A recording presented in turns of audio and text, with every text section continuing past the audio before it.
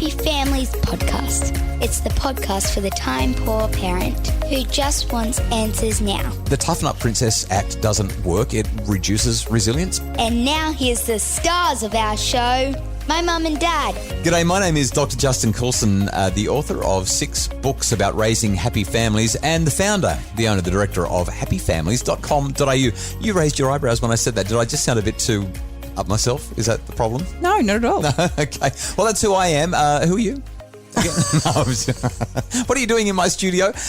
My wife, Kylie, Mrs. Happy Families, mum to our 6 daughters, is joining me as always so that we can talk about making families happier. Hey, I love the reviews that are coming through at the moment. We've had another 5-star review from Jessie Hill, 85. Thanks, Jessie Hill.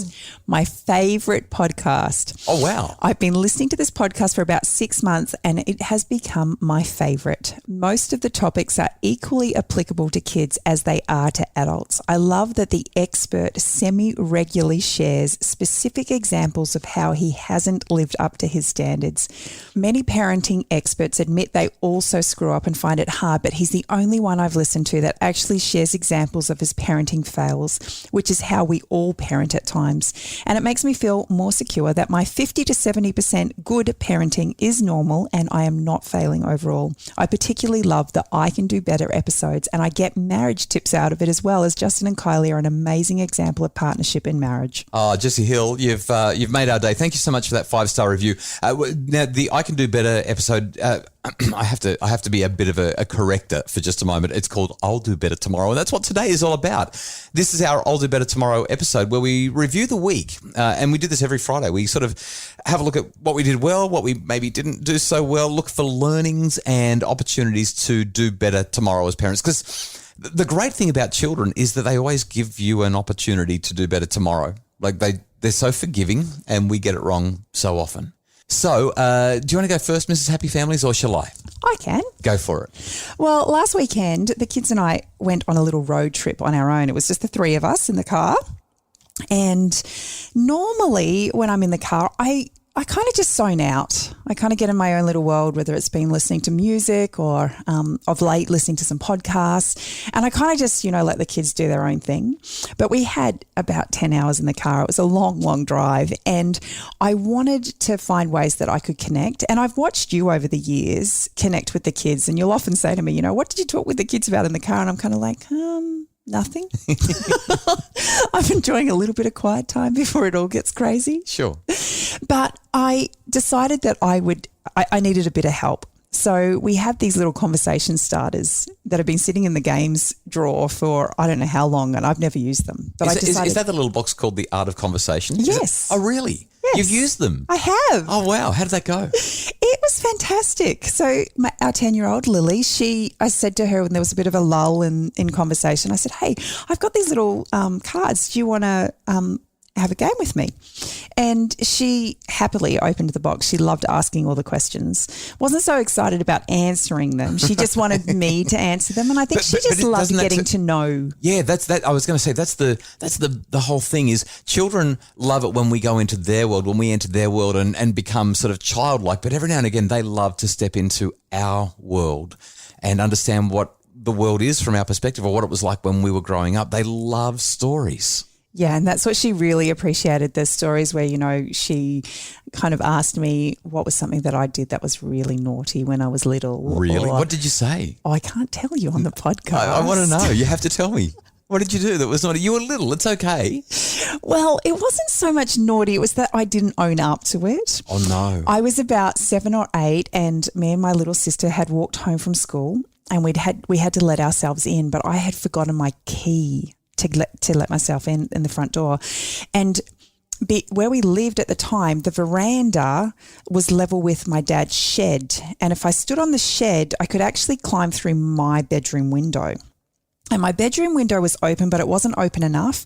And it was those windows where you push out. So they kind of come out at an angle. Mm-hmm. And with my young immature mind, I didn't realize that if I pulled on the corner of a window like that it would actually shatter the window. You broke the window. I totally broke And you didn't own up to it? I didn't tell my mum and dad that I did it. And you told Lily that? I did. What did she say?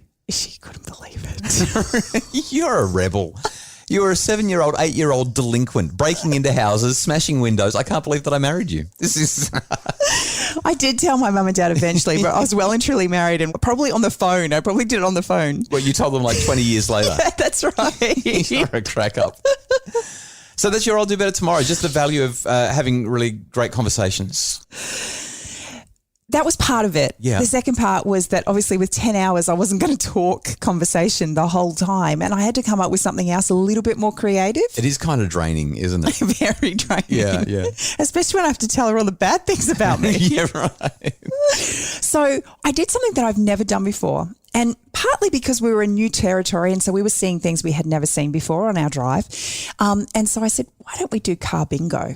Car bingo. Yeah. So I got her to draw up a grid 5 by 5. Oh. Which meant that she had to come up with 25 things. So as we were driving, Road trip genius. I just called out 25 things, a red car, a white car, a bridge, a tree standing on its own, a horse. An aeroplane. You should have put an aeroplane down because there's no aeroplanes in the sky at the moment with COVID.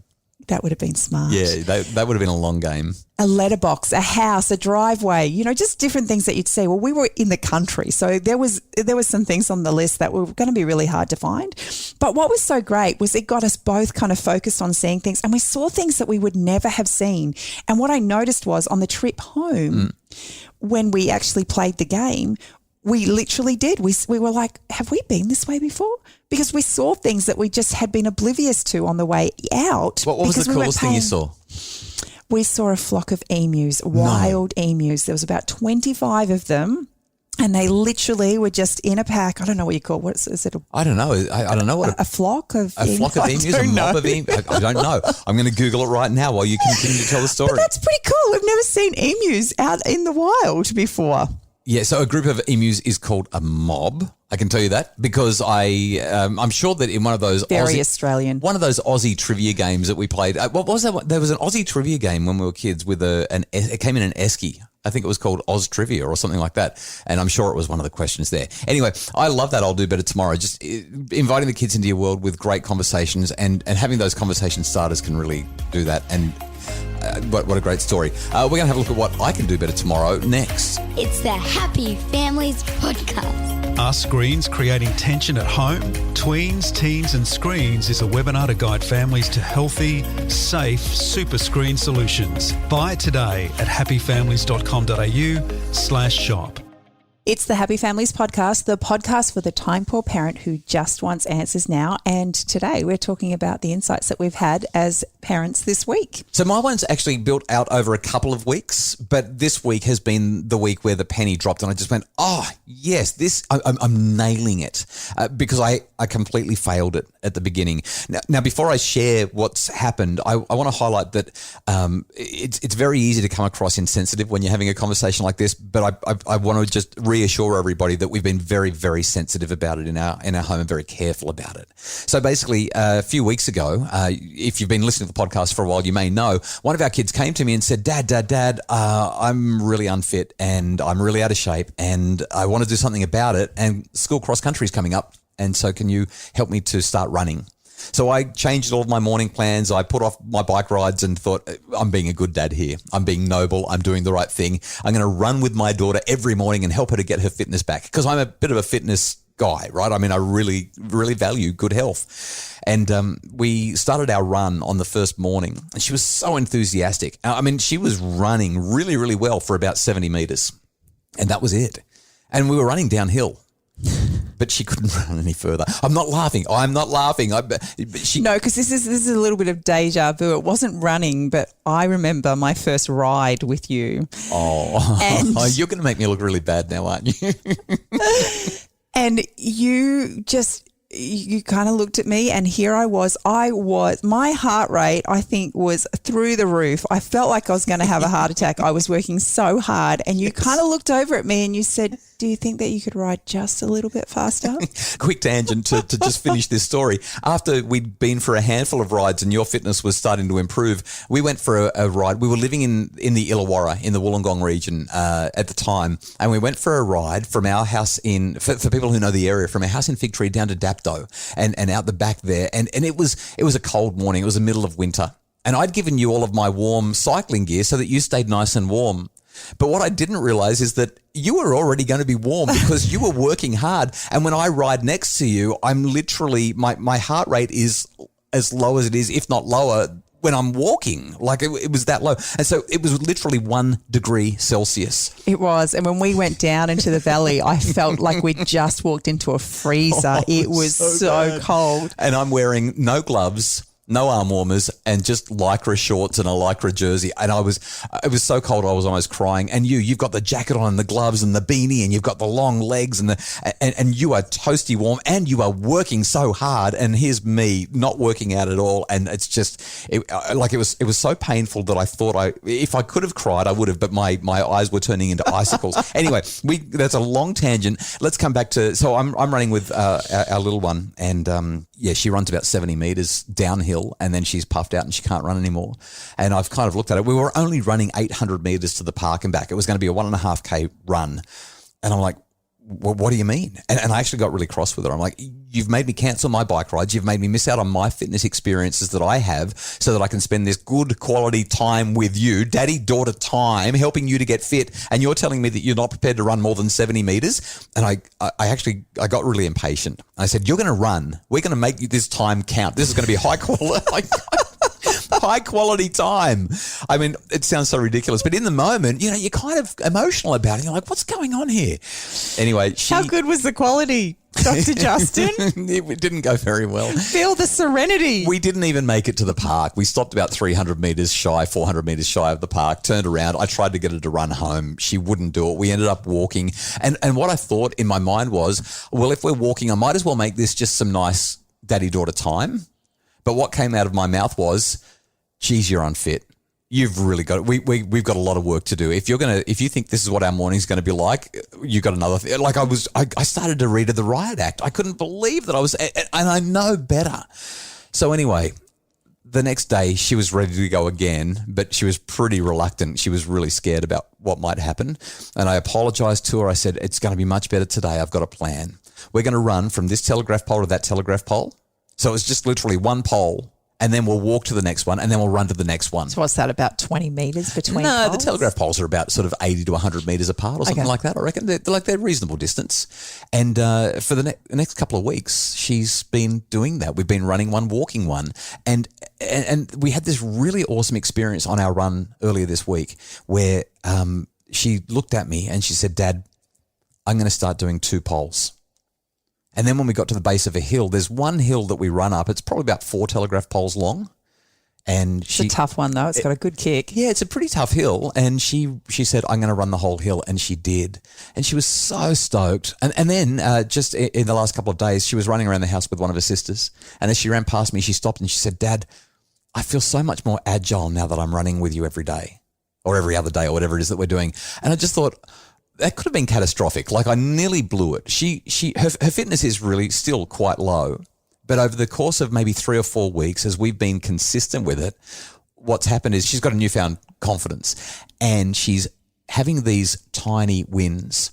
And that little bit of progress, daily progress, having regular wins psychologically, the research tells us this is one of the best ways that we can build a sense of competence and mastery and resilience and confidence. The Toughen Up Princess Act doesn't work. It reduces resilience. But what we've done is we've had little win and then a little win. And each day she's motivated to push herself a bit further. And well, she's so motivated. She's the one who's waking us up. Yeah. She's literally knocking on our door at 5:30 in the morning. I'm ready. Like, we don't leave for 15 minutes. What are you doing?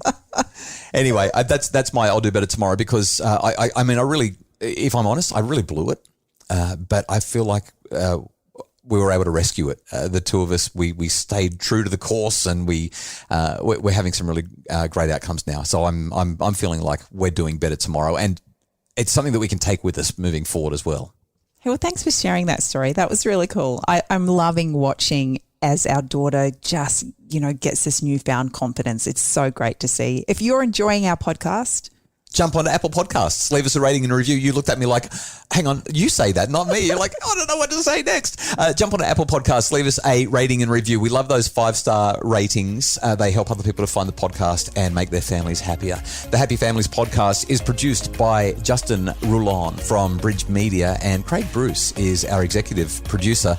If you'd like more information about how to make your family happier, how to go for better quality runs, or how to have better conversations on long road trips, you can visit us at happyfamilies.com.au. Become a Happy Families member and make your family happier today, because happy families don't just happen.